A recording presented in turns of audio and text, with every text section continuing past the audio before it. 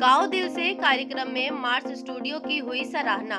दीपक सैनी ने किया कॉमेडी से लोटपोट। मार्स स्टूडियो के डायरेक्टर कमल अरोरा ने मीडिया कर्मियों को बताया कि उनका गाओ दिल से कार्यक्रम को कराने का असली मकसद है युवाओं के अंदर टैलेंट के छुपे हुए को निखारना और उनको प्लेटफॉर्म देना।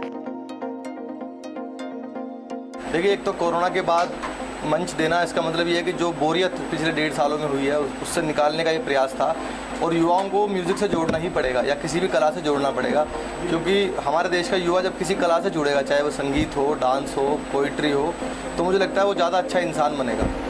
और मैं जो यूथ है मैं उनसे भी एक अपील ज़रूर करना चाहूँगा। मैं खासकर आजकल के नए सिंगर से एक बात पर बहुत नाराज़ रहता हूँ कि उनके पास या तो नशे के गाने या फिर हथियारों के गाने बनते हैं। हम लोग उससे दूर रहें। तो ये जो पूरा मार्स स्टूडियो है, मेरी इनसे भी अपील है कि ऐसे गाने बनाएं जिससे यूथ इंस्पायर हो।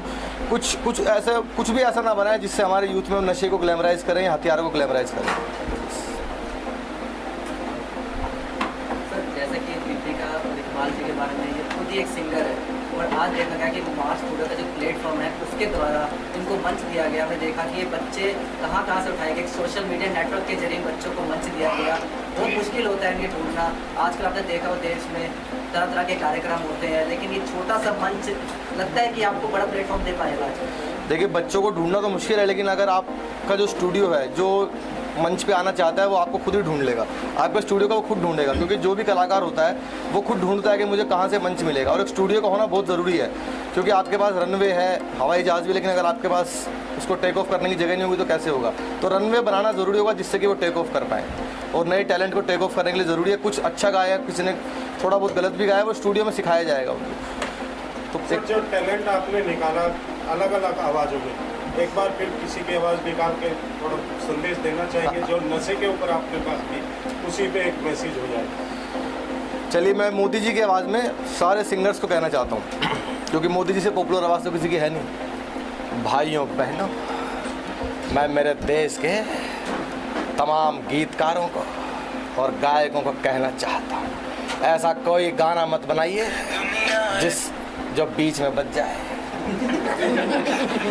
ऐसा कोई गाना मत बजाइए, ऐसा कोई गाना मत गाइए जिसमें नशा हो तो वो देशभक्ति का हो, समाज को सुधारने का हो, भाईचारे का हो, एकता का हो। बहुत बहुत धन्यवाद। मैं कवित्री गौरी मिश्रा और उत्तराखंड सरकार के द्वारा राष्ट्रीय यूथ आइकन अवार्ड से सम्मानित हूँ। और सबसे बड़ी बात कि मैं भारतीय हूँ और इस बात का मुझे गर्व है। जैसे देश के हालात चल रहे हैं और कई लोग हमारे भारत में ही रह के भारत की जब बुराई करते हैं बहुत दुख होता है। तो मैं उनसे बस यही कहना चाहूँगी कि जिस पे जन्म लिया वीरों ने, जिस पे गर्व किया धीरों ने, जो कान्हा ने चाटी है ये मेरे देश की माटी है, मेरे देश की माटी है। क्या बात है कि आज आप गाओ दिल से प्रोग्राम में आए, कैसा लगा प्रोग्राम? इसके बारे में प्रोग्राम के बारे में मैं ये कहना चाहूँगी कि मरती हुई कला को जीवित करने के लिए जो एक मंच मार्स स्टूडियो ने दिया है, मैं उनको हार्दिक शुभकामनाएं और बधाई देना चाहूँगी कि एक बहुत सफल प्रयास उन्होंने किया है, वो भी इस दौरान जब लॉकडाउन के बाद इंसान पूरी तरह से टूट चुका है, ख़त्म होने की कगार पे है, इंसानियत भी मर चुकी है। लेकिन अगर इंसानियत और कला को जीवित रखने के लिए जो कदम मार्स स्टूडियो ने उठाया है, जो इस कार्यक्रम के द्वारा लोगों को एक संदेश देना चाहा है कि मिलजुल करके फिर से एक दूसरे को सपोर्ट करना है, एक दूसरे को उठाना है, तो मुझे बहुत अच्छा लगा और लगा कि हाँ, कोरोना के बाद इंसानियत लोगों के दिलों में फिर से जिंदा हुई है। दीपिका जी और इकबाल जी के बारे में क्या कहना चाहेंगे? दीपिका जी और इकबाल जी के बारे में मैं थोड़ा कहूँगी तो शायद उससे ज़्यादा आप सब दिल्ली वाले ज़्यादा जानते हैं। जिस तरह से दिल्ली दिल वालों की है, वैसे ही उन दोनों का भी दिल बहुत बड़ा है।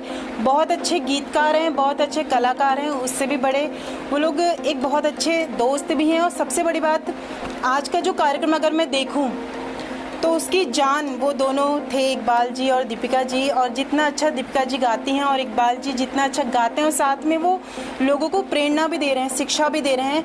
ये बहुत बड़ी बात है कि एक गुरु की तरह नहीं बल्कि दोस्त की तरह अगर अपने स्टूडेंट को कुछ सिखाए तो स्टूडेंट जल्दी सीखता है। और आज मैंने यही देखा कि जितने भी लोग उनसे सीख करके आए थे या उनके माहौल में उनकी छत्र छाया में जितने भी शिष्यों ने यहाँ पे गीत की अपनी प्रतिभा दिखाई है वो सभी एक से एक होनहार कलाकार थे। तो गुरु को एक दोस्त बन के जिस तरह से सिखाना चाहिए अपने स्टूडेंट को, तो ये कला सीखनी चाहिए इकबाल सर से और दीपिका जी से। तो मैं उनको आगे के लिए भी बहुत बहुत शुभकामनाएं और बधाई देती हूँ। तो मोदी जी मेरे सपने में आए, मैंने उनसे पूछा भाई साहब सबकी चोटियां काट, आपको पता होगा सर चोटी काट एक गैंग आया था। मोदी जी से पूछा चोटियां कौन काट रहा है, पीछे पीछे केजरीवाल जी पूरा मजे लेना। पहले मोदी जी ने भाषण दिया, मैंने कहा भाई साहब सबकी चोटियां कौन काट रहा है।